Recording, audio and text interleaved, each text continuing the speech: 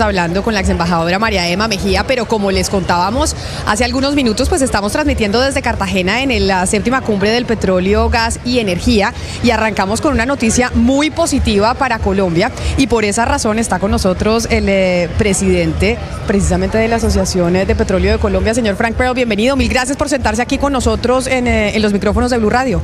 Camila, gracias por venir aquí a esta cumbre y gracias por la invitación a conversar con ustedes. Bueno, y la conversación tiene que ver con una noticia que nos trajo nuestra editora económica Marcela Peña sobre el encuentro del yacimiento de gas más grande de Colombia. ¿Usted sabía eso hace cuánto?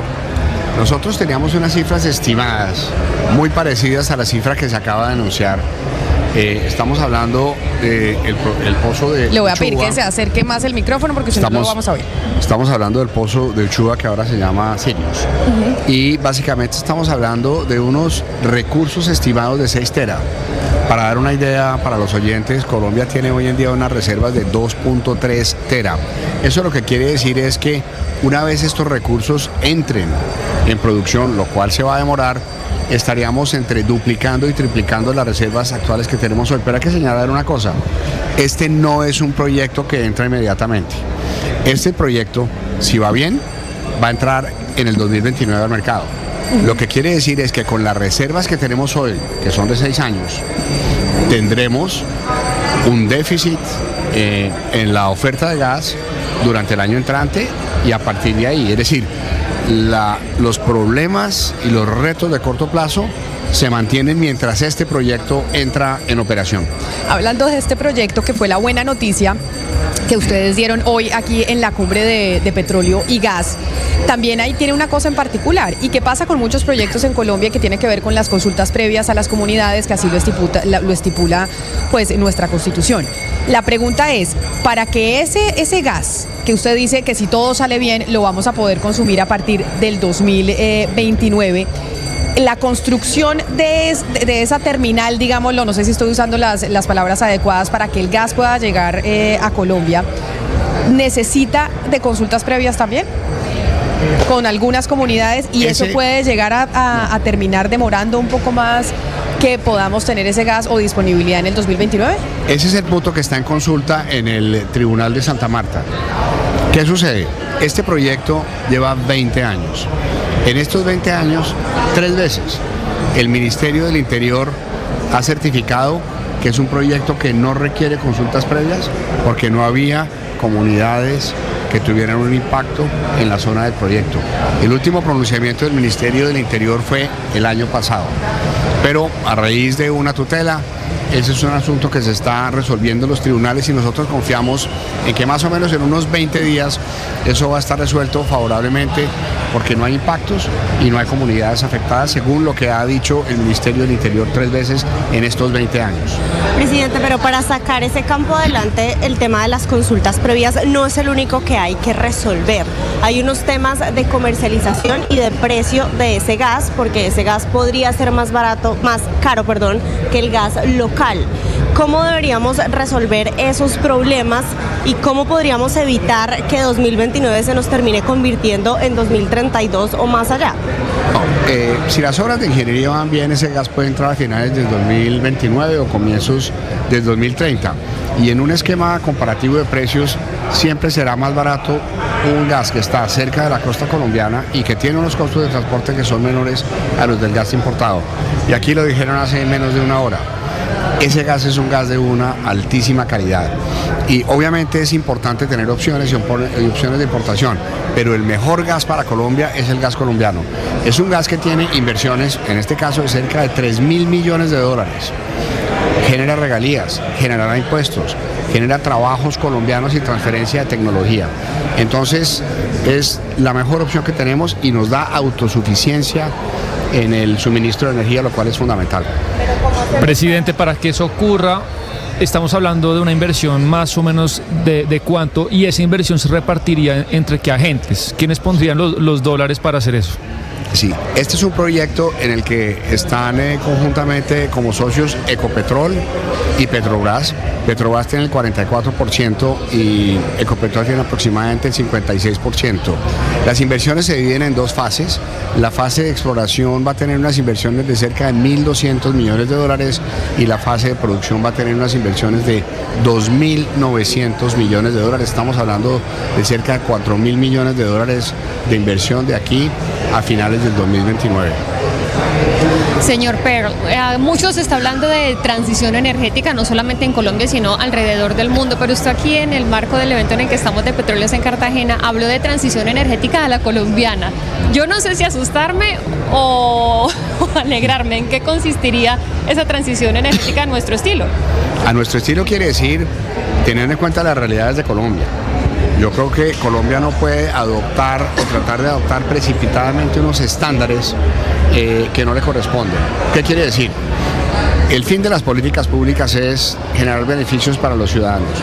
Y en un país con los niveles de pobreza que nosotros tenemos, con los niveles de miseria, con la precariedad en el acceso a los servicios públicos de las regiones y con economías que no son diversificadas, hay que utilizar esta transición para hacer tres cosas. La transición energética en sí misma, que consiste en la adopción gradual de tecnologías a lo largo de las cadenas de valor de producción, consumo y disposición de todos los sectores. Es decir, vamos limpiando nuestra economía. Transición económica. Utilicemos los recursos de los hidrocarburos, por ejemplo, las regalías que van a venir de este proyecto, para diversificar los productos internos brutos de las regiones. Las regalías en Colombia, en general, no se han usado bien. Si nosotros usamos las regalías, podemos formalizar la economía, quitarle espacio al narcotráfico y reducir la pobreza. Esa es la transición económica y como consecuencia de eso tendremos una transición social. En eso se trata, un enfoque integral, pero adaptada a las necesidades y al potencial de Colombia. Presidente, ¿qué tiene que hacer el gobierno y qué tiene que hacer el país para poder sacar a este proyecto adelante en 2029? Y es mucho pedir, soñar con que llegue antes. Este proyecto no va a llegar antes y yo creo que sería irresponsable anunciar que llega antes, porque las obras de ingeniería son complejas y están planeadas en ese cronograma. Hay que esperar el fallo del tribunal, hay que confiar en ese fallo del tribunal y yo creo que hay una reflexión sobre los mecanismos de participación. El mecanismo de consulta previa es un mecanismo legítimo consagrado en la Constitución y está muy bien que los grupos de interés y las comunidades tengan una voz y una incidencia en los temas de política pública en los proyectos de sus regiones. Pero también es cierto que en algunos casos, no estoy hablando que sea este caso en particular, algunos grupos de interés en las comunidades han abusado de esos mecanismos de consulta previa. En Colombia se habla mucho de derechos, pero yo creo que necesitamos un balance, necesitamos empezar a hablar de los deberes. ¿Cuáles son los deberes de las personas que quieren manifestarse, que quieren protestar, que quieren participar? Pueden hacerlo, claro, es indispensable para la democracia, pero es indispensable también que lo hagan respetando los derechos de otros ciudadanos que no participan en esos procesos. Y ese es el balance que tenemos que encontrar. A mí me gustaría que nos aclare el escenario del gas para el próximo año, porque yo creo que no soy el único que está confundido por tantas versiones diferentes que hay. Ricardo Roa dijo en junio que Colombia tiene que empezar a importar gas el próximo año y se barajó a Venezuela como primera opción. Y hace poco, doctor Pearl, en un programa acá con nosotros, el ministro Camacho, yo le pregunté lo mismo y me dijo claramente que el próximo año no hay que importar gas para uso domiciliario y para las empresas. Y el presidente retuiteó esa respuesta de Camacho y dijo lo mismo, fue muy enfático. Entonces creo que usted, con la información que tiene, nos aclare, ¿el próximo año Colombia tiene que importar gas sí o no para uso domiciliario y para las empresas? Muy bien, vamos a aclarar esto. Listo. Las reservas de gas de Colombia vienen disminuyendo sistemáticamente en los últimos 15 años. Han caído en un 58% en ese periodo. Eso lo que quiere decir es que este problema no es nuevo. Segundo, tenemos únicamente 6 años de reservas de gas. Eso lo que quiere decir es que el gas nos alcanza el que tenemos con los contratos que hay hasta finales del 2029. Tercero, para el año entrante, el 2025, hemos calculado un déficit de gas de cerca del 12%. Eso lo que quiere decir es que claro que vamos a tener que importar gas como lo hemos venido importando en los últimos años. Y esa brecha entre la oferta y la demanda va a seguir creciendo a partir del 2026. Entonces, es muy buena esta noticia de este proyecto Costa Afuera, que es un proyecto que entrará a finales de 2029, a comienzos del 30, pero tenemos que actuar ya para resolver el tema del corto plazo, y para eso hay 18 proyectos que pueden generar 200 millones de pies cúbicos diarios, que son más o menos el 20% de la demanda nacional, y que pueden entrar en producción entre los próximos año y medio y 2 años, pero hay que destrabarlos. Tiene que ver con trabas que tienen relación con autorizaciones, licencias ambientales, en eso, y en eso estamos trabajando con Ecopetrol y con la ANH. Yo tengo una última pregunta para usted, porque sé que lo están llamando para entrar al auditorio donde tendrán otro de los paneles, señor, pero agradeciéndole su tiempo, no sé si esta tenga que ver con el mundo del petróleo, pero sí con el mundo de los gremios. Y es que usted está de presidente de un gremio muy importante que hoy hace este anuncio del encuentro de uno de los yacimientos de gas más importantes de Colombia. Pero hemos visto a los presidentes de los gremios últimamente participando mucho en política y haciendo sus congresos, en donde invitan gente de la oposición, en donde yo no sé si se ha desvirtuado ese papel que tienen que jugar los presidentes de los gremios o los gremios en sí, si es hacer un rol de oposición al gobierno nacional, hacer política, o simplemente tener una interacción para defender los intereses de sus agremiados frente al gobierno nacional. Yo creo que el papel de los gremios en cualquier gobierno debe ser el papel de contribuir con los gobiernos, con el gobierno que esté, con absoluta independencia, protegiendo el valor de sus agremiados, pero también pensando siempre en el interés común. Cuando nosotros ideamos y fundamos el Consejo Privado de Competitividad hace cerca de 15 años, lo que vimos es que en Colombia había un desbalance entre el sector privado y el sector público. Y en otros países como los Estados Unidos o en Francia, los gremios organizados y el sector privado organizado es el que ha provisto una visión de largo plazo de la estrategia económica y social del país, que muchas veces los gobiernos no tienen, porque los gobiernos se mueven a veces por intereses electorales. Entonces, curiosamente, la agenda del sector empresarial a veces tiene más visión que la agenda del Estado, y lo que se trata es de crear agendas conjuntas, pero trabajar con absoluta independencia y con un espíritu de colaboración.